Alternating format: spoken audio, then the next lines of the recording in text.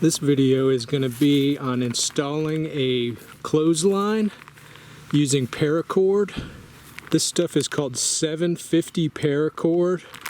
Got it on eBay for $9, 100 feet. This stuff is what the military uses for cargo parachutes. This is kind of my first tryout. I noticed I'm going to have to raise the cord up a little bit because of the sag. Clothes are close to the grass.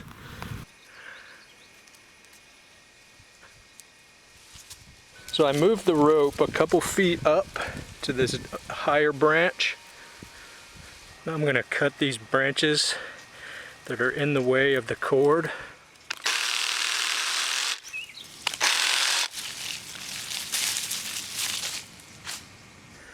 So now the line is obstruction free.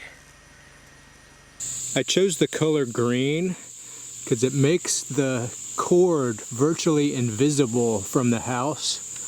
So you don't have a bright white cord if you use that cotton stuff. Now I've got kind of an issue where the cord is out of my reach. I made a little hook on the end of this stick.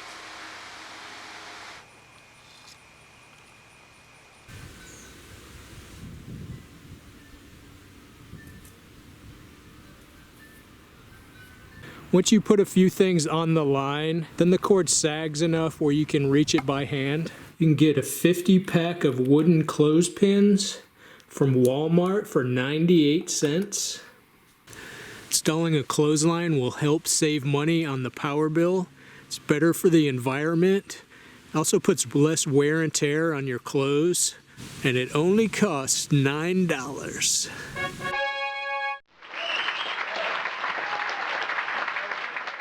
This paracord has a tensile strength of 750 pounds. The color will not bleed, and it's mold, mildew, rot, and UV resistant. I made an offer of $9 and they accepted it, so that's all I had to pay. The cotton clothesline that you get from Home Depot costs $11, and it only has a working load of 56 pounds. When the order came in the mail, they sent me the wrong color. This is like a desert camo color.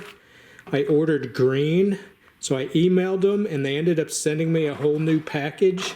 So I ended up getting this for free. Here's a useful tip. When you cut the cord, take a lighter and kind of burn the end. It melts it.